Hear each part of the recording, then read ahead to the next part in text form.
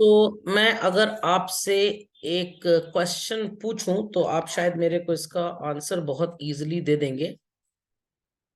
If a person has some money available after spending on daily needs where such can be kept safely. The simple answer would be what, children? The simple answer would be what? रोजमर्रा के जीवन में पैसा bank. खर्च करने के बाद जो भी आपके पास पैसा बचेगा चिल्ड्रन, आप उस पैसे को सेफली कहाँ पे रख सकते हैं? बैंक में रख सकते हैं। सेविंग अकाउंट कहाँ पे ओपन होगा? बैंक में ओपन होगा। Is that understood by all? Yes sir. Ultimately bank करता क्या है? बैंक उन लोगों से पैसा लेता है जिनके पास सरप्लस पैसा होता है। They are called as the surplus units, and these people deposit their money in the bank। और अल्टीमेटली बैंक ये पैसा देता किसको है? जिसको इस पैसे की जरूरत होती है। That is called as deficit units. इन लोगों को बैंक पैसा लेंड कर देता है। तो टेक एन एग्जाम्पल कि आप एक सरप्लस यूनिट है जिसने बैंक को पैसा दिया, मान लेते हैं ₹1,00,000, और बैंक ने नीडेड पर्सन को ये 1,00,000 रुपीज लेंड कर दिया। Because you are parting with the liquidity of money, with the safety and security of money that bank is giving you, bank आपसे इसके लिए कुछ फीस भी चार्ज करेगा। और क्योंकि आप लिक्विडिटी से पार्ट कर रहे हैं, थोड़ा सा त्याग कर रहे हैं अपने पैसे का, तो आपको भी कुछ मिलना बनता है। सो बच्चों, बैंक ने आपसे जो पैसा लिया, बैंक ने प्रॉमिस किया कि हम आपको इस पैसे पे 6% एनुअल रिटर्न दे देंगे। दैट इज 1,00,000 का 6% हो गया 6,000 रुपए। और ये पैसा आगे जिस पर्सन को लेंड किया गया, बैंक उससे 9.5% पर एनम इंटरेस्ट वसूलेगा। दैट इज 9,500 रुपए। Is that fundamental logic clear? अब इस 9,500 रुपए में बैंक ने 6,000 रुपए तो आपको दे दिया, तो अल्टीमेटली बैंक को बचा कितना? 3,500 रुपीज। ये 3,500 रुपीज बैंक के लिए ऐसा पैसा है जिसमें बैंक बच्चों अपने एक्सपेंसेस भी मैनेज करेगा और अल्टीमेटली कुछ प्रॉफिट कमा लेगा। तो like this banking system in any country works children. सबको ये बात समझ में आ गई, how the banking system works basically? Yes sir. पक्का? Please put this simple example. जब भी आपको लॉन्ग आंसर लिखने को आए, ऐसा डायग्रामेटिक रिप्रेजेंटेशन जरूर दीजिएगा। बैंक को समझाने का ये एकदम आसान सा तरीका है। Even a class nursery KG child can understand this. Be quick. चलिए, सो चिल्ड्रन, अब जब हम बैंकिंग सिस्टम को समझ गए कि बैंक चलता कैसे है, तो हमको एक बात और समझनी होगी कि भाई क्या बैंक वही होता है जो हमको आपको नजर आता है? The question is no. Banking system हर कंट्री में बहुत बड़ा होता है चिल्ड्रन। तो आपको पता होना चाहिए कि भाई बैंक्स होते कितने तरह के हैं। सो इसके लिए मैंने एक अपना क्लासिफिकेशन तैयार किया हुआ है। First and foremost, I will be calling them as primary banks, जिसमें इंडिया में दो आते हैं children. One is called as Reserve Bank of India, और दूसरा ऐसा ही है जो कहने को तो आरबीआई के अंडर में है, बट आरबीआई इसको पैरेलल साथी बना के चलता है देश में, नाबार्ड। तो आरबीआई जो मैनेजमेंट करता है that is in the urban sector children, और रूरल सेक्टर के लिए उन्होंने बागडोर संभालने का काम पूरा का पूरा किसे दे दिया? नाबार्ड को।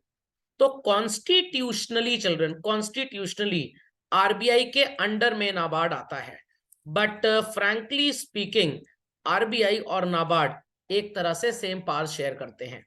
तो आरबीआई ने अपना रूरल बैंकिंग सिस्टम पूरा का पूरा नाबार्ड को सौंपा हुआ है कि तुम इस सिस्टम को पूरा देखो। और इसी के अंडर में children we have what is called as secondary banks. अब ये सेकेंडरी बैंक्स कौन से होते हैं? सेकेंडरी बैंक्स चिल्ड्रन वो होते हैं, आपको ऐसा क्लासिफिकेशन किसी बुक में नहीं मिलेगा, but this should be studied कि 2 tier बैंकिंग स्ट्रक्चर हर कंट्री में काम करता है children. The first tier is the primary banking system, जो रेगुलेटर का काम करता है, and then we have the secondary system, जहां पे रियली में मनी एक्सचेंज होता है children. So here we have those banks जहां पे हमारे और आप जैसे लोगों के अकाउंट्स होते हैं, we call them as what children? Commercial banks. इसी में सो कॉल्ड कमर्शियल बैंक्स की अगर बात करें तो any bank which simply take deposits and lends money among the people in the society, common public, commercial banking का काम करते हैं। और जब ये फॉरेन को, जो भी लोग बिजनेस कर रहे हैं इंडिया में, फॉरेन कंट्री में एक्सपोर्ट कर रहे हैं, या जो भी फॉरेन कंट्री से इंपोर्ट कर रहे हैं, उनको पैसे का लेन देन का काम अगर करें, we call them as EXIM bank, that is export import bank. And when foreigners come to India, वो किसी भी बैंक में जो करेंसी एक्सचेंज का काम करता है, वहां जाके अपनी करेंसी एक्सचेंज करा सकते हैं, तो it is called as forex bank.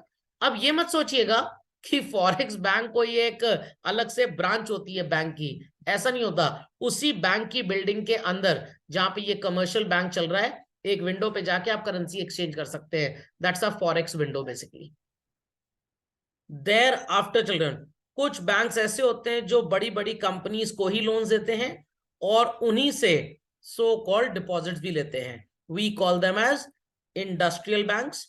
इस कैटेगरी की अगर हम बात करें तो आपने शायद आईडीबीआई का नाम सुना है बच्चों। आईडीबीआई बैंक की बात नहीं कर रहा हूं मैं, आईडीबीआई की बात कर रहा हूं। आईडीबीआई पिताजी आईडीबीआई बैंक के। आईसीआईसीआई बैंक का नाम आपने सुना होगा, but I am talking about ICICI. Then आपने एचडीएफसी बैंक का नाम सुना होगा, but I am talking about HDFC. अभी कुछ महीनों पहले ही एचडीएफसी को, पिताजी को, एचडीएफसी बैंक बेटे ने टेक ओवर कर लिया। तो IDBI is industrial development bank of India, ICICI is industrial credit and investment corporation of India, HDFC is housing development financial corporation. ये बैंक्स ओरिजिनली सेटअप किए गए थे बड़ी बड़ी कंपनीज को मनी लैंड करने के लिए और उनसे डिपॉजिट लेने के लिए। जब 90s में न्यू इकोनॉमिक पॉलिसी के तहत बैंकिंग लाइसेंस थोड़ा सा लिबरल हो गया, तो इन बैंक्स ने अपने बच्चों को दुकानें खुलवा दी, इन पिताजी लोगों ने। और अब over the period of 25-30 years इनके बच्चे इतने मजबूत हो गए कि इन्होंने अपने पिता की दुकान को ही खरीद लिया, हड़प नहीं लिया, खरीद लिया बेसिकली। समझ में आई बात की नहीं? पक्का? तो इसी कड़ी में आगे चलते हैं। Further I will talk about what is called as the newest in banking system children, investment bank. अब ये क्या होते हैं? वही कमर्शियल बैंक होते हैं, बट आपका पैसा डिपॉजिट करने का काम तो आजकल मशीनों में हो रहा है, और जो पैसा आप विड्रॉ करते हो बैंक से, वो भी मशीनों से हो रहा है। तो अब बैंक को थोड़ा और मसाला चाहिए और प्रॉफिट चाहिए, तो इन्होंने म्यूचुअल फंड्स, इंश्योरेंस स्कीम्स, ये सब चलानी स्टार्ट कर दी। तो now a days banks have become more of investment bank. आप बैंक जाइए, आपको मैनेजर साहब अपने रूम में बुलाएंगे और बोलेंगे जरा कुछ इन्वेस्टमेंट की बात आपसे करनी थी। कोई म्यूचुअल फंड का प्लान आपको समझा देंगे, कोई इंश्योरेंस का प्लान आपको समझा देंगे, ताकि आप और पैसा उनके थ्रू मार्केट में, म्यूचुअल फंड्स में, स्टॉक्स में, इंश्योरेंस में इन्वेस्ट करें। और जो पैसा कमीशन का स्टॉक ब्रोकर को मिलता है वो बैंक को मिलेगा। सो गॉन आर द डेज जब बैंक सिंपली कमर्शियल बैंक की तरह काम किया करते थे। नाउ दे आर मोर और less working like investment banks. इतनी बात सबको समझ में आ गई? Yes, तो sir. आरबीआई की अगर बात करें चिल्ड्रन, तो आरबीआई में हमारा आपका अकाउंट नहीं होता है। वहां पे सर किसका अकाउंट होता है? ये जितने बैंक्स इंडिया में है, ये अपना पैसा वहां जमा करते हैं, जरूरत पड़ती है तो वहां से पैसा निकाल लेते हैं। This is the work of RBI, basically monitoring करता है। जितने इंडिया में स्टेट्स या यूनियन टेरिटरीज है, सेंट्रल गवर्नमेंट है, सेंट्रल गवर्नमेंट तो एक ही, खैर इन सबके अकाउंट भी वहीं पे होते हैं।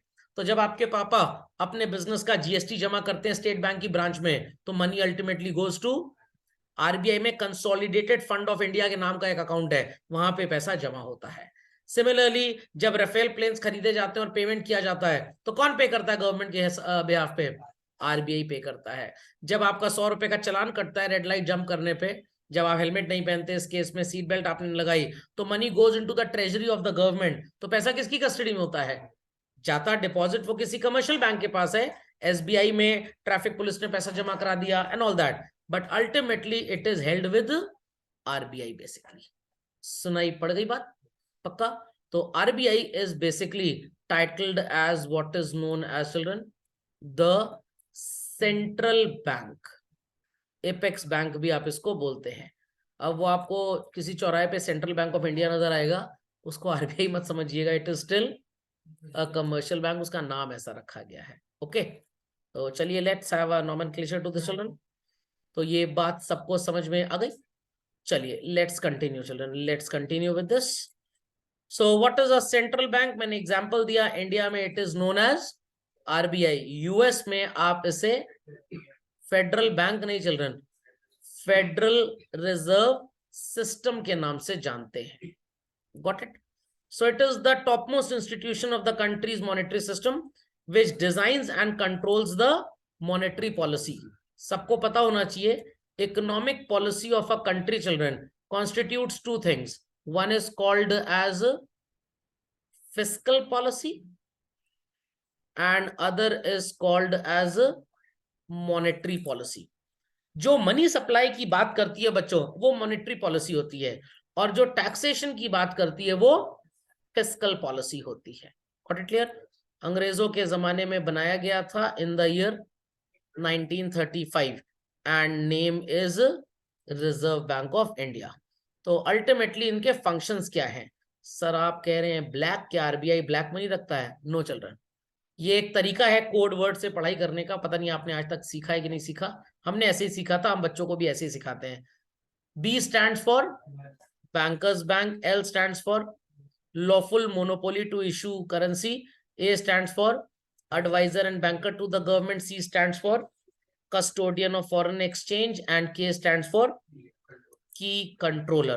तो अब यहाँ पे हम इसे 0.1, इसे 0.2, इसे 0.3 एंड 4 बोल सकते हैं, this is 5 and this is 6। Advisor और बैंकर दोनों में फर्क है। आप अपने पापा से पूछें कि मैं कौन सी कार खरीदूं, पैसे दादाजी देंगे आपको, तो दादाजी हो गए बैंकर और पापा हो गए एडवाइजर। समझ में आई बात कि नहीं? किस कॉलेज में आपने पढ़ाई करनी है after getting your selection done in the IIT JEE exam, ये आपके भैया बताएंगे, बिकॉज वो काफी सो कॉल्ड मार्केट का बिहेवियर जानते हैं। बट पैसे कौन देगा एडमिशन के? पापा मम्मी देंगे। तो पापा मम्मी will be called as the banker और भैया will be called as the advisor, क्योंकि वो माहौल से ज्यादा अक्वेंटेड है। खोपड़े में बात गई? चलिए, तो ये कोड वर्ड याद रखिएगा। फंक्शंस ऑफ कमर्शियल बैंक क्या हैं? ढेर सारे, आपके लिए इतने सफिशिएंट है। हाँ चलिए एक और लिख देते हैं, lender of the last resort. ये बैंक की समस्या होती है इसलिए सबको याद रहता है, समस्याएं ज्यादा याद रहती हैं। So how it acts as bankers bank children. As a banker children, जितना भी कैश रिजर्व किसी भी कमर्शियल बैंक का होता है, अल्टीमेटली कमर्शियल बैंक उसे अपने पास नहीं रखता, वो कहां पे भिजवा देता है इस पैसे को? आरबीआई को। बट दिमाग की बत्ती जलाइए मेंटोस खाए बगैर, क्या आरबीआई की ब्रांच हर शहर में होती है? No sir. तो स्टेट बैंक ऑफ इंडिया की जो मेन ब्रांच होती है उसे आरबीआई का रिप्रेजेंटेटिव माना गया हर शहर में, डिस्ट्रिक्ट में, उसे बोलते हैं चेस्ट ऑफ आरबीआई। तो वहां पे ये पैसा जमा होता है। तो कानपुर में आरबीआई का जोनल ऑफिस है, लखनऊ में रीजनल ऑफिस है, जोनल ऑफिस भी लखनऊ में ही है। तो अब वहां के जो बैंक्स होते हैं वो अपना सरप्लस पैसा आरबीआई की ब्रांच में भेज देते हैं। बट इलाहाबाद में, प्रतापगढ़ में, सुल्तानपुर में, सो कॉल्ड फरीदाबाद में, गाजियाबाद में, व्हाट इट क्लियर, यहाँ पे तो आरबीआई का ना जोनल ऑफिस है ना रीजनल ऑफिस है। तो यहाँ पे पैसा कहाँ जाता है? यहाँ एसबीआई मेन ब्रांच में पैसा जमा हो जाता है। समझ के बात? एज अ सुपरवाइजर, बैंक का अगर कोई भी सो कॉल्ड लाइसेंसिंग है, एक्सपेंशन होना है, मैनेजमेंट में कुछ अदला बदली हुई है, डायरेक्टर चेंज हुआ, जनरल मैनेजर चेंज हुआ, अगर दो बैंक्स आपस में मर्ज होते हैं, कोई बैंक बंद हो जाता है, लिक्विडेट हो जाता है, वाइंड अप हो जाता है, तो under whose supervision things would be done? Answer is RBI. तो अगर स्टेट बैंक ऑफ इंडिया को, कैनरा बैंक को, पंजाब नेशनल बैंक को 2 नई ब्रांचेस ओपन करनी है, तो उन्हें सारी चीजें अप्रूव करने के लिए आरबीआई से परमिशन लेनी पड़ेगी, एल्स आरबीआई उन्हें अप्रूवल नहीं देगा। इतनी बात सबको समझ में आई चिल्ड्रन? Yes sir. कोई डाउट? कोई डाउट? No sir. पक्का? चलिए मूविंग है चिल्ड्रन। सो देखिए lender of the last resort यहाँ पे आ ही गया, ये एक्चुअली उसी में बैंकर्स बैंक में कवर हो गया है point. Okay, so lender of the last resort का क्या काम है? मान लीजिए कि आप हैं स्टेट बैंक ऑफ इंडिया, आपके पास 40 लाख रुपए इस समय पड़े हैं और कोई कस्टमर किसी जमाने में आपको 1 करोड़ रुपए देके गया था, आज वो 60 लाख रुपीस आपसे वापस मांगने आ रहा है। आप क्या बोलेंगे? पैसा तो नहीं हमारे पास, जो करते बनता है कर लो। नहीं, इतनी गुंडागर्दी अच्छी बात नहीं है। तो आप 40 लाख तो उसको दे सकते हैं जो आपके पास है। रिमेनिंग के लिए आप जाएंगे लेटर से IDBI की ब्रांच में, they say sorry we don't have money. You said okay HDFC से मांग लेते हैं, दे सेड सॉरी हमारे पास भी पैसा नहीं है। अच्छा चलो पंजाब नेशनल बैंक से मांग लेते हैं, दे सेड हमारे पास भी पैसा नहीं है। तो अल्टीमेटली आप किसके पास जाओगे चिल्ड्रन? आप RBI RBI के पास। तो आखिरी में हार के जब किसी से पैसा नहीं मिलेगा तो RBI पैसा दे देगा। क्या RBI आपको चेहरा देख के पैसा देगा? Not at all, not at all children. RBI कहेगा वी वॉन्ट सम इंटरेस्ट। हम कहेंगे बिल्कुल ले लो, कोई प्रॉब्लम की बात नहीं है। इस इंटरेस्ट रेट को बोलते हैं चिल्ड्रन रेपो रेट, रीपॉर्चेज। बंगाली का टच है थोड़ा सा, रीपॉर्चेज। तो रेपो रेट वो रेट ऑफ इंटरेस्ट होता है जिसपे RBI कमर्शियल बैंक को उधार देता है। तो पापा को RBI मान लीजिए, अपने आप को कमर्शियल बैंक मान लीजिए। तो जब आपको उधार चाहिए आप पापा से मांगेंगे और पापा आपसे इंटरेस्ट चार्ज करेंगे। क्या बोलेंगे इस रेट को? Repo rate. रेपो रेट और जब आप नानी माँ के यहाँ गए और नानी माँ ने 51 लाख रुपए आपको दिया, अब आपने पापा को कहा प्लीज ये पैसा अपने पास सेफली डिपॉजिट कर लीजिए। पापा ने कहा नेकी और पूछ पूछ, बिल्कुल दे दो। बट जब पापा आपको पैसे दिया करते थे तो वो आपसे क्या चार्ज करते थे बच्चों? इंटरेस्ट। अब आप भी पापा से इंटरेस्ट चार्ज करिए, आप भी थोड़े चतुर बन जाइए। तो इसको क्या बोलते हैं? रिवर्स। रिवर्स रेपो रेट तो जब कमर्शियल बैंक बोरो करता है RBI से, जो इंटरेस्ट देना पड़ता है इट इज रेपो रेट। और जब RBI के पास पैसे जमा करता है कमर्शियल बैंक, तो कमर्शियल बैंक को इंटरेस्ट मिलता है, it is known as reverse repo rate. बातें समझ में आ गई? चलिए, क्लियरिंग हाउस का काम कैसे होता है? सिंपल है, ध्यान से मेरी बात सुनिएगा। There is a bank titled as State Bank of India children, जिनके कस्टमर मिस्टर X और Y हैं। And there is a bank लेटर से HDFC बैंक, जिसके कस्टमर A एंड B है। सुनाई पड़ी बात सबको? अब मिस्टर X ने A को 10,000 रुपीज देना है और A को 10,000 रुपीज मिलना है। इन केस ऑफ B, इसने मिस्टर Y को 8,000 रुपए देने हैं। तो Y के पास 8,000 आएगा और इसके पास से 8,000 जाएगा। Is that clear? अब यहां पे कूदेगा बीच में RBI। समझ में आ गया? तो अल्टीमेटली SBI से 10,000 जा रहा है और 8,000 आ रहा है। तो नेट अगर हम बात करें चिल्ड्रन, तो इनके पास से 2,000 जाएगा और HDFC के पास बच्चों 10,000 आएगा और 2,000 जाएगा। तो नेट 2,000 आएगा।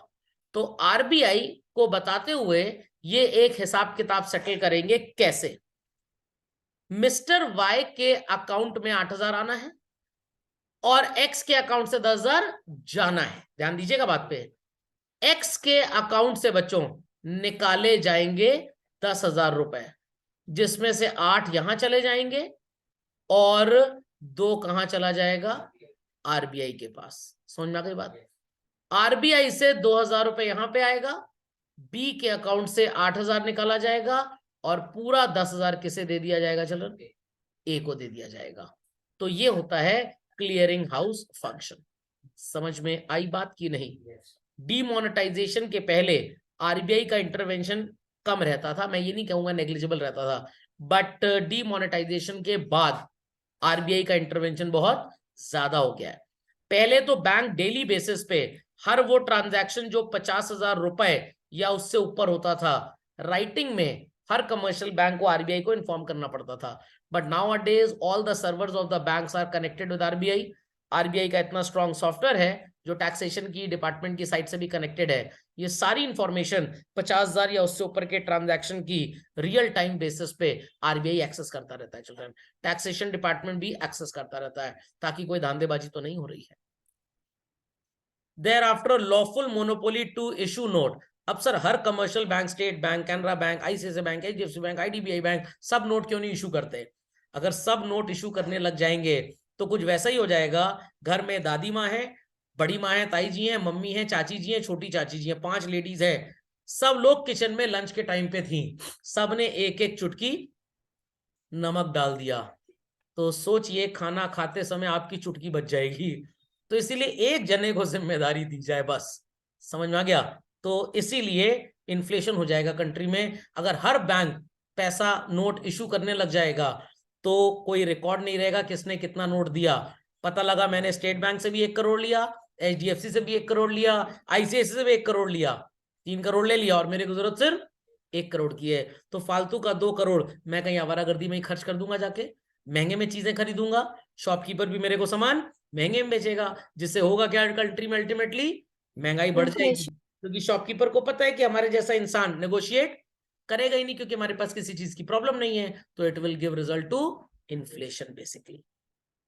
समझ में आया? और कहीं छापने की परमिशन दे दी गई तो आरबीआई कहेगा हमारा 500 का नोट ग्रीन कलर का है, एसबीआई कहेगा नहीं ग्रीन कलर का आप छाप रहे हैं, हम मजेंटा कलर का छाप देते हैं, तो there will be no uniformity and RBI का मनी कंट्रोल खत्म हो जाएगा पूरे का पूरा, और कंट्री की हालत एकदम जिम्बाब्वे से भी भयंकर हो जाएगी, 1 लाख का एक समोसा मिलेगा फिर।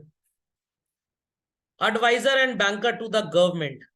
सो बैंकिंग बिजनेस, सरकार के बिहाफ पे पैसा लेना, गवर्नमेंट के हिसाब से पे पैसा देना। हर महीने किसानों को जो 2,000 रुपये अलाउंस मिलता है, तो किसानों का आधार कार्ड और बैंक अकाउंट नंबर आरबीआई को गवर्नमेंट ने हर स्टेट गवर्नमेंट से कलेक्ट करके दे दिया है। आरबीआई के डायरेक्शन पे जो उनके कस्टोडियंस भी आगे होते हैं, जो उनके मैनेजर्स होते हैं, आरबीआई ने मान लीजिए यूपी के लिए एसबीआई को मैनेजर बना दिया कि हम हर 1 तारीख को आपको लिस्ट देंगे, 2-2 हजार रुपए 1 लाख खातों में ट्रांसफर कर दीजिएगा। मध्य प्रदेश के लिए मान लीजिए एचडीएफसी को अपना बना दिया कस्टोडियन, तो आरबीआई भी आगे काम इन्हीं बैंक से करवाता है। एक्सटेंड लोन्स, जब गवर्नमेंट को पैसा चाहिए, लोन चाहिए, किस लिए चाहिए सर? अरे वेलफेयर प्रोग्राम करना है, देयर आफ्टर एम्प्लॉइज को सैलरी देनी है, तो who is going to manage this loaning activity? Only and only RBI. And RBI government का एक तरह का एजेंट भी होता है मनी मैटर्स में, and they advise to the government कि भाई इंटरेस्ट रेट बढ़ाया जाए या घटाया जाए। Who is the present governor of RBI children? अरे भूल गए? शक्तिकांत दास, जो डीमोनेटाइजेशन के सामने ही सबसे ज्यादा आए थे, क्योंकि उर्जित पटेल जी एकदम नए नए थे, उनके ज्यादा ज्ञान उनको था नहीं, तो शक्तिकांत दास जी बहुत समय से डायरेक्टर रह चुके हैं आरबीआई में, अब उनको गवर्नर बना दिया गया है। तो जब लगता है कि कंट्री में इन्फ्लेशन बहुत ज्यादा है, पैसे की सप्लाई कम करनी है, हम रेट ऑफ इंटरेस्ट बोलेंगे कमर्शियल बैंक्स को कि बढ़ा दो। अभी अगर डिपॉजिट पे 6% है तो मेक इट 6.5, जिससे लोग पैसा खर्च ना करके बैंक में जमा कराने आएंगे, और जब पैसे बैंक में जमा होने लग जाएंगे चिल्ड्रन, तो लोग खर्चा कम करेंगे, खर्चा कम करेंगे तो बाजार में पैसा जाएगा नहीं, और बाजार में पैसा जाएगा नहीं तो अल्टीमेटली दुकानदार महंगा सामान किसी को बेच नहीं पाएगा, inflation will automatically be controlled. हाँ बोलिए क्वेश्चन भाई। सर क्वेश्चन ये कि जैसे आजकल फाइनेंशियल मार्केट बर्ड है, तो इससे क्या ज्यादा इफेक्ट पड़ेगा रेट ऑफ इंटरेस्ट? हाँ बिल्कुल बिल्कुल बिल्कुल। एक जमाना था जब आपको म्यूचुअल फंड लगभग 12% का रिटर्न देता था और बैंक की एफडी 9.25% का रिटर्न देती थी, समझ में आ गया?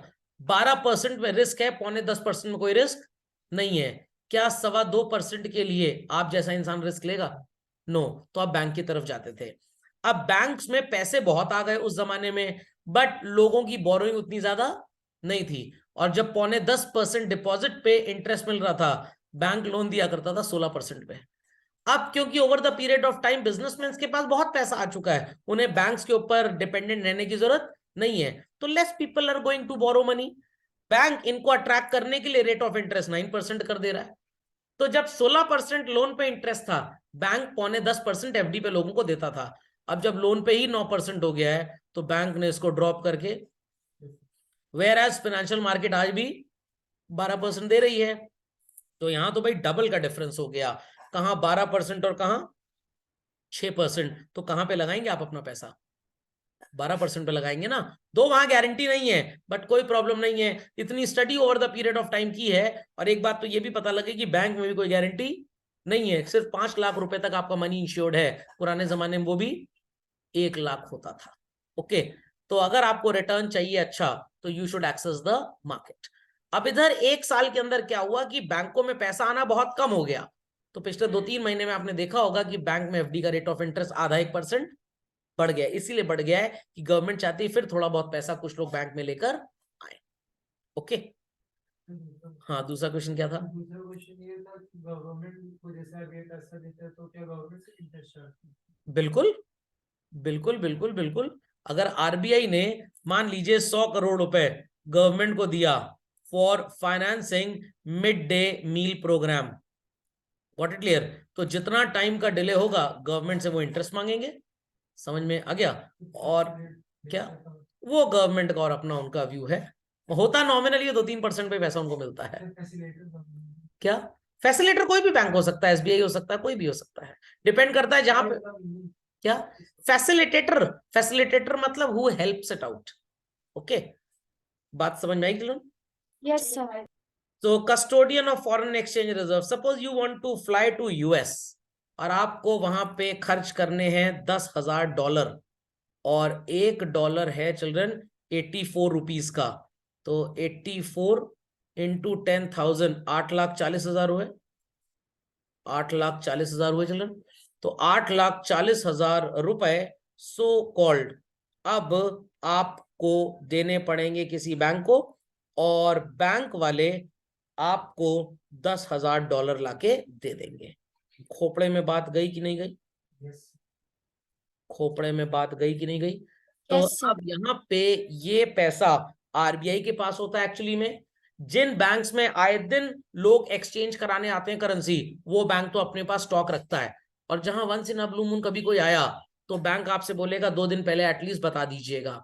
तो आप थर्सडे को बैंक को अगर बता देते हैं, बैंक इसकी इंटीमेशन फ्राइडे को दे देगा आरबीआई को या थर्सडे को। वहां से पैसा नियरेस्ट जोनल या रीजनल ऑफिस से आपके पास मंडे को या ट्यूसडे को मिल जाएगा। ओके, सो सेंट्रल बैंक के पास ही सारी गुल्लक रहती है, उसी में गोल्ड और फॉरेन करेंसी का रिजर्व होता है। और ये भी इसलिए आरबीआई ने अपने पास रखा हुआ है कि हमारे पास एक रीजनेबल कंट्रोल हो। ऐसा ना हो कि अगर हमने बैंक को परमिशन दे दी तो बैंक्स ढेर सारे डॉलर्स दबा के रखें और हमें इसकी जानकारी ना हो, और प्राइवेटली इनको एक्सचेंज करके पैसा लेके अपना प्रॉफिट कमा लें। वो प्रॉफिट भारत सरकार की जेब में आना चाहिए, ना कि किसी बैंक की ब्रांच की जेब में। ओके, तो अगर आप $10,000 लेकर यूएस फ्लाई कर गए, वापस आए और आपके पास $400 बच गए, ये पूरे की पूरी करेंसी, 1-2 नोट आप रखना चाहते हैं प्रिजर्व करने के लिए, भाई आपका शौक है रख लीजिए, नहीं तो आपको पूरी की पूरी करेंसी कमर्शियल बैंक को वापस करनी पड़ेगी। वो रुपी में आपको एक्सचेंज करेंगे, कमर्शियल बैंक इस पैसे को, इस डॉलर को वापस आरबीआई में भेज देता है। और अगर उन्हें पता है आए दिन कोई ना कोई आएगा हमसे लेने, तो वो अपने पास रखे रहेंगे, बट रिपोर्टिंग आरबीआई को करनी पड़ेगी कि इतने डॉलर्स हमारे पास वापस आ गए हैं। Understood this? Thereafter currency rate maintained हो, इसमें भी आरबीआई को थोड़ा ध्यान देना पड़ता है। ये चीज हम जब बैलेंस ऑफ पेमेंट चैप्टर का रिवीजन करेंगे तो बताऊंगा। हाउ इट कंट्रोल्स क्रेडिट, तो पहले आपको क्रेडिट क्रिएशन पता होना चाहिए, तब आप समझेंगे कि आरबीआई क्रेडिट कंट्रोल कैसे करता है। So I would like everybody to put the heading credit creation. इसका न्यूमेरिकल भी आपसे पूछा जा सकता है। Take an example that there is a person mister X, जिसने सर्विसेज दी for construction of property to mister Y, और वाई ने इसे 1 लाख रुपए दे दिए, और ये पैसा स्टेट बैंक ऑफ इंडिया में जमा हो चुका है। अब state Bank of India assume करके चल रहा है कि मिस्टर एक्स, जिनका 1 लाख रुपए हमारे पास रखा हुआ है, इन्हें कितनी भी जरूरत पड़ जाए ये 20% पैसा ही निकालने आएंगे। 1 लाख का 20% कितना होता है? 20,000। और बाकी का जो 80,000 है वो सरप्लस है, ये पैसा वो कभी भी निकालने नहीं आएंगे। तो 80,000 रुपए State Bank of India lend कर देगा लेट अस से मिस्टर ए को। अब ए इस पैसे को जब लोन के फॉर्म में एसबीआई से लेगा तो मान लीजिए उसने एक इलेक्ट्रिक बाइक खरीद ली और इलेक्ट्रिक बाइक का पेमेंट जिस कंपनी को किया उनका अकाउंट था चिल्ड्रन एचडीएफसी में। तो एचडीएफसी के पास कितने पैसे आ गए 80,000।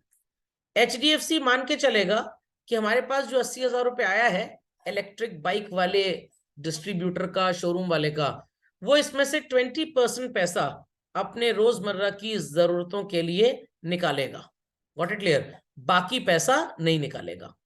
तो एचडीएफसी वाले क्या करेंगे इस एक्सेस पैसे का? पैसे अंडे तो देगा नहीं, तो एचडीएफसी वाले इस पर्टिकुलर पैसे को सो कॉल्ड 64,000 रुपी को चिल्ड्रन किसी पर्सन को लोन के फॉर्म में दे देंगे। वो पर्सन है मिस्टर बी। बी को जब 64,000 का लोन मिला, इसने एक एप्पल का आईफोन 11 खरीद दिया 64,000 रुपए का, और पेमेंट जो किया इमेजिन स्टोर वालों को, वो पेमेंट कहां पे किया? आईसीआईसीआई बैंक में। और आईसीआईसीआई बैंक में ये 64,000 रुपए आ गया। इतनी बात सबको समझ में आई? आईसीआईसीआई बैंक अज्यूम करेगा जिस स्टोर ने 64,000 का पेमेंट किया है वो मैक्सिमम 20% पैसा निकालेंगे, उससे ज्यादा पैसा निकालने की नौबत आएगी ही नहीं। तो ये जो एक्सेस पैसा आईसीआईसीआई बैंक के पास पड़ा होगा, आईसीआईसीआई बैंक इस एक्सेस पैसे को किसी को लोन के फॉर्म में दे देगा। What is 64,000 minus 12,800? 51,200। ये 51,200 मिस्टर सी जैसे पर्सन ने लोन के फॉर्म में ले लिया, और सी ने इस पैसे से एक सेकेंड हैंड बाइक खरीद ली रैपिडो में चलाने के लिए, और सेकेंड हैंड बाइक वालों का जो अकाउंट था that was in IDBI bank. तो आईडीबीआई बैंक में कितने पैसे आ गए? अब आईडीबीआई बैंक में जब 51,200 आया तो ये भी यही सोच के चल रहे हैं कि जिन्होंने ये पैसे जमा कराए हैं वो मैक्सिमम जरूरत पड़ने पे 20% ही विड्रॉ करेंगे, दैट इज 10,240, और बाकी पैसा 40,960 कभी भी विड्रॉ नहीं होगा। इतनी बातें समझ में आ रही हैं? ये पैसा आगे आईडीबीआई लेंड किसे कर देगा? मिस्टर ई को। इतनी बात सबको समझ में आई चिल्ड्रन? Yes sir. पक्का? और ये चेन बच्चों तब तक चलती जाएगी जब तक ये पैसा अल्टीमेटली जीरो नहीं हो जाता। तो अभी कितनी साइकिल्स चली लेट्स सी। पहली साइकिल में 80,000 का लोन, दूसरी में 64, तीसरे में 51,200 और चौथे में कितना आया? तो जरा इन सारी चारों साइकिल्स में रफली कैलकुलेट कर लेते हैं कि कितना क्रेडिट क्रिएट हुआ है children. Let's add them up. कितनी आएगी वैल्यू चिल्ड्रन? सबको ऐड कर लीजिए। 4 साइकिल्स में 2,36,160, तो 1 लाख रुपए से 2,36,000 का लोन क्रिएट हुआ। It is children approximately 2.36 times, I can say 2.4 times. Yes और नो? तो सर ये पूरा पैसा अल्टीमेटली जब आगे चलेगा तो जीरो होगा, तब तक कितना लोन क्रिएट होगा? ये डिपेंड करेगा चिल्ड्रन हमारा कैश रिजर्व रेशियो कितना है। दैट परसेंटेज जो बैंक बांटेगा नहीं, रखेगा संभाल के विद द एक्सपेक्टेशन कि जिसका ये पैसा है ओरिजिनली जिसने डिपॉजिट किया वो हमसे आके वापस मांगेगा। इतनी बात सबको समझ में आ रही है? Yes sir. वो पैसा लोन के नाम पे बटा children, that is known as secondary, और you can say as derivative deposit. खोपड़े में बात गई कि नहीं गई? खोपड़े में बात गई। और जो पैसा बैंक के अंदर आ रहा था चिल्ड्रन, जिससे लोन बट रहा था, that will be titled as what is known as primary deposit. तो जिसमें से पैसा जा रहा है वो प्राइमरी, और जब वो गया तो बन गया सेकेंडरी। इतनी बातें सबको समझ में आई? Hand in hand everybody needs to understand जब बैंक में पैसा आता है तो उनकी बैलेंस शीट कैसी नजर आती है? ध्यान से सुनिएगा। This is the liability side and this is the asset side. जब किसी ने डिपॉजिट दिया लेट अस से 80,000 रुपए का, तो बैंक के पास कैश कितना आ गया? 80,000।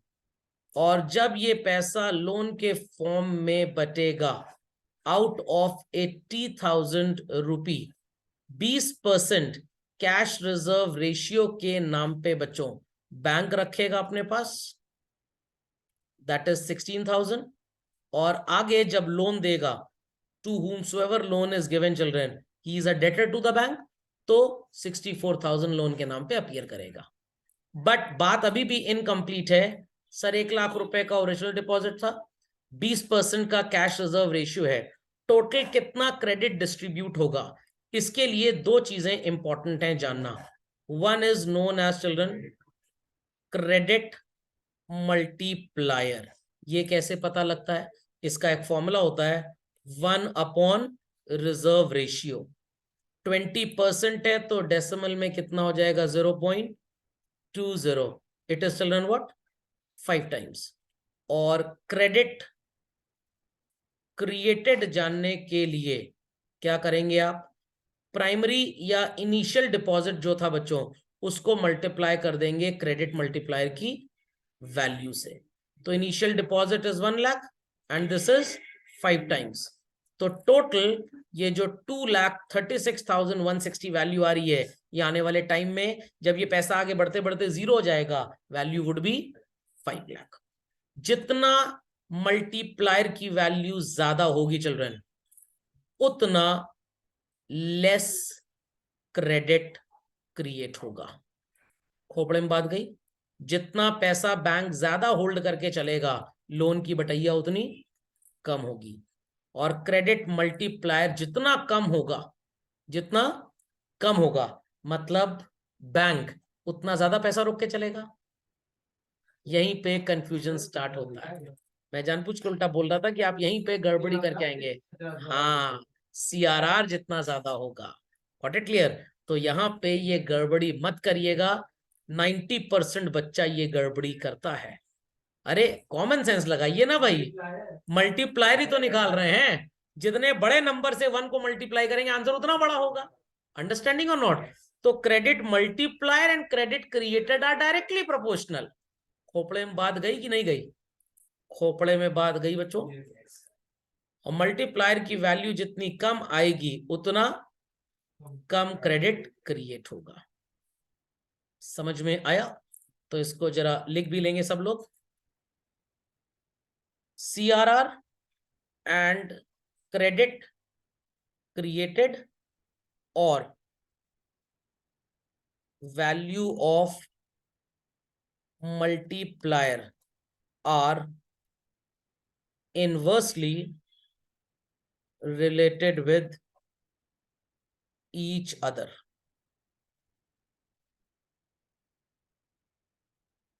CRR is cash reserve ratio. सुनाई पड़ गई बात बच्चों? सुनाई पड़ गई बात? Yes sir. Cash reserve ratio जितना ज्यादा होगा, क्रेडिट क्रिएटेड उतना कम होगा। कैश रिजर्व रेशियो जितना कम होगा, क्रेडिट क्रिएटेड उतना ज्यादा होगा। लॉजिक समझ में आ गया? पक्का? And credit created and value of multiplier are directly related with each other. ये भी लिख लीजिए। Value of multiplier and credit created are directly related with each other.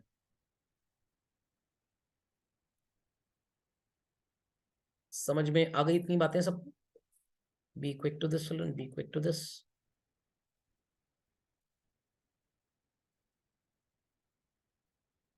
Be very quick. Credit creation का एग्जांपल भी copy कर लीजिए। चलिए, so people understood how credit is created. So now the question rises कि भाई इसको control करने की क्या जरूरत है? भाई कॉमन सेंस की बात है कि अगर कंट्री में जरूरत से ज्यादा पैसा बढ़ जाएगा, तो जिन लोगों को पैसे की जरूरत नहीं है उनको भी मिल जाएगा। और वन ऑप्शन आप खर्च करेंगे, जिससे कंट्री में वो लोग उन गुड्स को भी महंगी प्राइस पे खरीदेंगे जो शायद in case of less availability of money they would have negotiated and bought it at a cheaper price। Khopde में बात गई कि नहीं गई? तो इस तरह से गवर्नमेंट के लिए बहुत जरूरी बन जाता है बैंक्स को इंस्ट्रक्ट करना। तो गवर्नमेंट तो इंस्ट्रक्ट करेगी नहीं, तो उनके बिहाफ पे कौन ये काम करेगा? आरबीआई। तो आरबीआई देखेगा कि कंट्री में जब जितने पैसे की जरूरत हो उतना ही अवेलेबल हो, ना बहुत ज्यादा ना बहुत कम। अब लोग कहेंगे सर ज्यादा में इन्फ्लेशन हो जाता है तो इट इज बेटर कि कम ही रहे। अगर बच्चों पैसे बहुत कम होंगे तो इंपॉर्टेंट इकोनॉमिक एक्टिविटीज के लिए जो मनी चाहिए वो भी अवेलेबल नहीं होगा। So let's understand these two type of credit control measures children. तो दो कैटेगरीज में ये आपको पढ़ाए जाते हैं, one is known as quantitative which is general and other is qualitative that is specific. तो क्वांटिटेटिव और क्वालिटेटिव में कौन कौन से क्रेडिट कंट्रोल मेजर्स हैं तो सबको पता है, बट किसी भी बुक में ठीक से लिखा नहीं कि दोनों का मतलब क्या होता है। जो कभी कभी यूज किए जाए, जो डायरेक्टली बैंक के ऊपर थोप दिए जाए, they are qualitative. Got it clear? और जो as a part of policy rule RBI ने अनाउंस किया, आरबीआई नहीं चाहता कि सारे बैंक्स इसको फॉलो करें, कुछ ही बैंक्स को फॉलो कराना है बस, तो it is called as general. तो कहने का मतलब जब क्राइसिस बहुत बढ़ जाती है तो क्वालिटेटिव को यूज किया जाता है, और जनरली कंट्री को चलाने के लिए हम जनरल को यूज करते हैं। एवरी 3 months गवर्नमेंट का सिस्टम है, fix deposits, government schemes, bank का रेट ऑफ इंटरेस्ट, इन डिपॉजिट्स के रेट ऑफ इंटरेस्ट को हम बढ़ाते घटाते हैं, कभी आधा % बढ़ा दिया, कभी घटा दिया, कभी रेपो रेट बढ़ाते हैं, कभी घटाते हैं, ये हमेशा चलता रहता है, ये आरबीआई की नॉर्मल वर्किंग है, तो it is known as quantitative.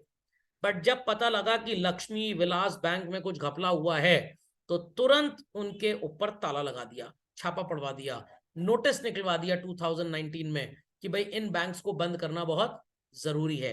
These are called as qualitative. समझ में आ गया? तो वी कैन से कि क्वांटिटेटिव जो है ये आरबीआई की रेगुलर वर्किंग का पार्ट है। अभी कुछ दिन पहले इन्होंने रेपो रेट को बढ़ाया थोड़ा सा, तो डिपॉजिट का रेट बढ़ गया, लोन महंगे हो गए थोड़े से। कुछ दिन पहले ही आरबीआई ने, अगर मैं बात करूं इन द मंथ ऑफ, अभी जनवरी चल रहा है, तो दिसंबर में डिसीजन लिया कि जनवरी फरवरी मार्च के क्वार्टर में नेशनल सेविंग सर्टिफिकेट, बैंक का एफडी, पोस्ट ऑफिस का FD, public provident fund, Sukanya Samriddhi Yojana scheme, जो गवर्नमेंट स्कीम्स है डिपॉजिट की, इस पे रेट ऑफ इंटरेस्ट क्या होगा, हर 3-3 महीने में ये इसको रिवाइज रीचेक करते हैं, कभी बढ़ाते हैं, कभी कम करते हैं, कभी सेम रहने देते हैं। तो it is regular working. They are called as traditional और क्वांटिटेटिव मेथड्स, बट जो कभी कभी अप्लाई किए जाते हैं दे आर क्वालिटेटिव। समझ में आई बात? Yes, sir. So bank rate is the rate at which central bank lends money to commercial bank। अब बच्चे कंफ्यूज होते हैं, सर फिर ये रेपो रेट क्या होता है? इसी का हिस्सा होता है, इसी का हिस्सा होता है basically.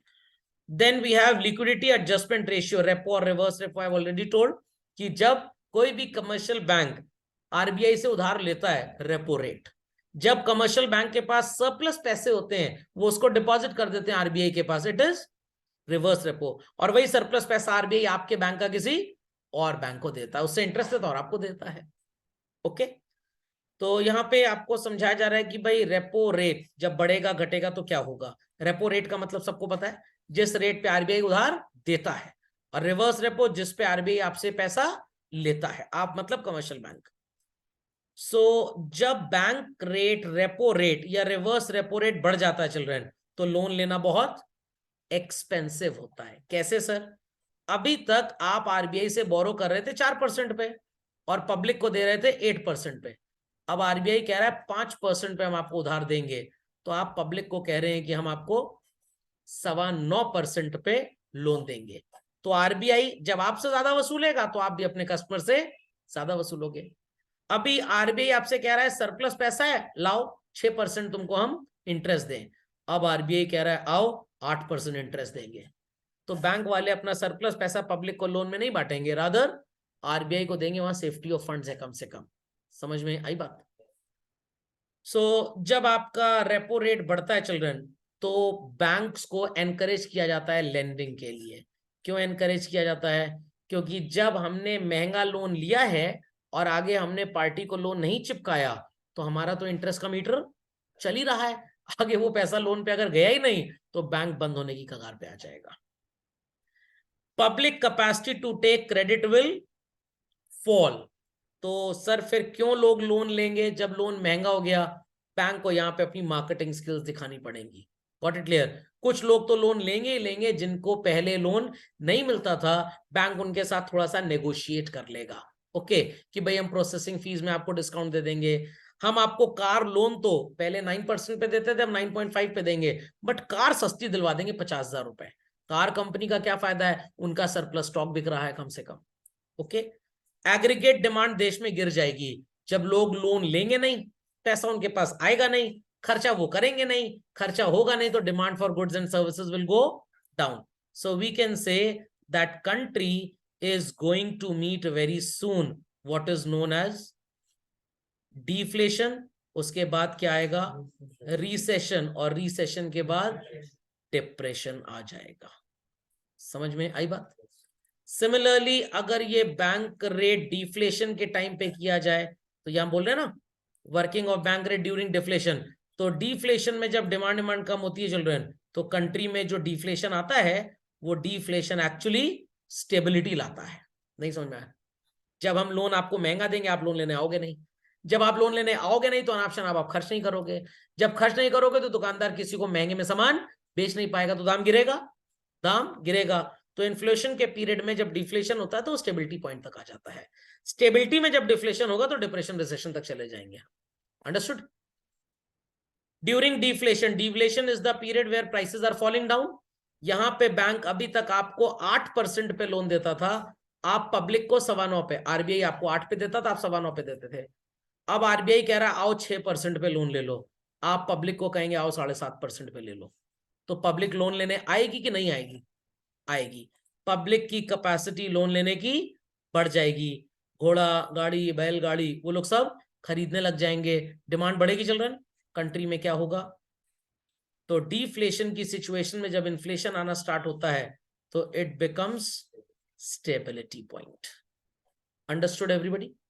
Yes, sir. Legal reserve ratio I already told you children, जो पैसा बैंक अपने पास रखता है ताकि डिपॉजिटर जब पैसा मांगने आए तो हमारी हालत भिखारियों जैसी ना हो जाए, it is known as what? Cash reserve ratio. और टोटल डिपॉजिट का जो परसेंटेज अपने पास रखते हैं it is statutory reserve ratio, SLR. SLR change करने के लिए पार्लियामेंट्री डिसीजन होना बहुत जरूरी है, सीआरआर आरबीआई अपने हिसाब से एडजस्ट कर लेता है। Fundamental logic is clear? Fundamental logic is clear?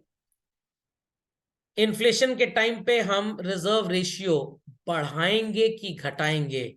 Answer is बढ़ाएंगे कि घटाएंगे चिल्ड्रन? बढ़ाएंगे। क्यों बढ़ाएंगे? जब बढ़ाएंगे तो बैंक के पास पैसा ज्यादा रुकेगा, पब्लिक के पास पैसा कम जाएगा, तो पब्लिक खरीदा खरादी भी कम करेगी, और जो चीजें वो पहले महंगे दाम पे खरीद रहे थे, जब पैसा ही नहीं पब्लिक के पास तो शॉपकीपर बेचेगा किसे? शॉपकीपर भी अपने प्राइसेस अब कम करेगा। डिफ्लेशन के टाइम पे बैंक्स को आरबीआई बोलेगा एकदम लिबरल हो जाओ, भयंकर पैसा पब्लिक को बांटो। अभी तक 5% रोक के 95% बांटते थे, अब 1% रोको और 99% लोन दे दो।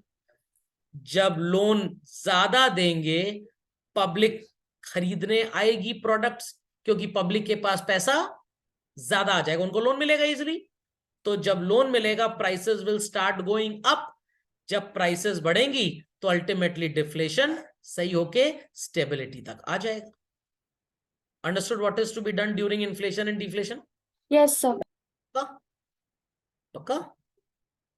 Any queries? Any queries to anybody? Deflation के टाइम पे तो सीआरआर डिक्रीज होगा ना? सीआरआर डिक्रीज होगा ना डिफ्लेशन के टाइम? डिफ्लेशन के टाइम पे? अच्छा, प्रिंटिंग एरर होगा, सही कर लीजिए।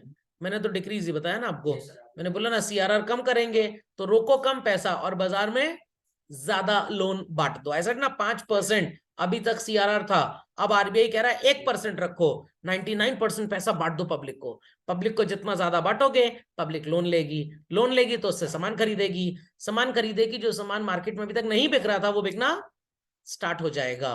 Got it clear? और जब डिमांड बढ़ेगी तो शॉपकीपर महंगे में बेच लेगा, महंगे में बेचेगा तो प्राइसेस विल गो अप। गिरी हुई प्राइस जब अप होगी तो वो इन्फ्लेशन स्टेबिलिटी लेके आएगा। ओपन मार्केट ऑपरेशन मतलब बाजार जब सुबह 10:30 बजे खुलेगा तो सब लोग डांस करेंगे, या सारा ऑपरेशन थिएटर मरीजों का अस्पताल जो है वो सड़क पे आ जाएगा? नो। अभी तक आप जब फिक्स डिपॉजिट कराते हो अपने पैसे का तो कमर्शियल बैंक के पास जाते हो, और कमर्शियल बैंक वही पैसा लोगों को लोन के नाम पे बांट देता है। अब चीजें थोड़ी सी डिफरेंट होंगी। कैसे डिफरेंट होंगी? अब कमर्शियल बैंक आपसे जब बोलेगा आओ हमारे एफडी कराओ, और आरबीआई ऐसा नहीं चाहता, आरबीआई कहेगा आइए हमारे पास, हम 12% इंटरेस्ट देंगे, कमर्शियल बैंक तो सिर्फ आपको 9% दे रहा है, हमारे पास पैसा जमा कराइए। तो जब आपका पैसा सीधे आरबीआई के पास जमा होगा, क्या कमर्शियल बैंक के पास पैसे जाएंगे? नो। जब कमर्शियल बैंक के पास पैसा ही नहीं जाएगा, क्या कमर्शियल बैंक लोन बांट पाएगा? Not No, sir. At all. तो जब वो लोन बांट ही नहीं पाएंगे, in that case credit creation अपने आप कम हो जाएगा। समझ में आई बात? Next, margin requirements. अभी तक अगर आप बैंक के पास जाते थे और बोलते थे कि भाई 10 लाख रुपए का हमको एक हाउस खरीदना है, गॉट इट? आरबीआई कहता था कमर्शियल बैंक को एक काम करिए, 20% पैसा कस्टमर से कहिए तुम लाओ, आप उसको लोन दीजिए, बट 80%। बट अब आरबीआई नहीं चाहता कि लोग ज्यादा हाउस लोन लें। आरबीआई कह रहा है कमर्शियल बैंक से अब आप 75% पैसा कस्टमर से कहिए तुम लगाओ, और लोन दीजिए सिर्फ 25%। ऑटोमेटिकली लोगों की लोन लेने की कैपेसिटी कम हो जाएगी। जिनके पास 75% होगा अपना, वही 25% बोरो कर पाएंगे। इन्फ्लेशन के टाइम पे नेगेटिव मैनर से हम रेस्ट्रिक्ट करेंगे कैश फ्लो। कैसे? जो मैंने अभी आपको मार्जिन रिक्वायरमेंट समझाया, हम लोगों से कहेंगे कि आप अपनी तरफ से ज्यादा लगाइए, हम आपको लोन कम देंगे। तो अगर मान लीजिए किसी को कार लोन चाहिए, टिल नाउ हम कस्टमर को बोलते थे 5% लेके आओ, व्हील फाइनेंस 95%, खूब ढेर सारे लोग आते थे कार का लोन लेने के लिए। अब हमने कस्टमर को बोला 70% पैसा आप लेके आइए कार खरीदने के लिए, वील गिव यू ओनली 30%। तो जब हमने मार्जिन रिक्वायरमेंट इतना ज्यादा कर दिया, क्या लोन लेने वाली जनता उतनी होगी? No, sir. मॉरल सुएशन, प्यार से पुचकार के सजेस्ट करके कमर्शियल बैंक्स को समझाया जाएगा कि आप बहुत ज्यादा लोन मत बांटिए, क्योंकि बहुत ज्यादा लोन बांटना देश के लिए एक हर्डल की तरह काम करेगा। So quantitative understood everybody as well as qualitative? पक्का? Yes, sir. सो ये इसका एक सो कॉल्ड चार्ट है, इन्फ्लेशन डिफ्लेशन में क्या करना है, जो आपने भी पढ़ा है, same, nothing new to this. So is this much understood by all children? पक्का?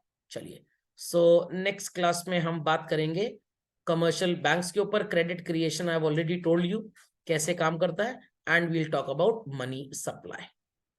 Got it? Yes, sir. चलिए, दैट्स ऑल फॉर टुडे। किसी की कोई क्वेरी है तो प्लीज आस्क।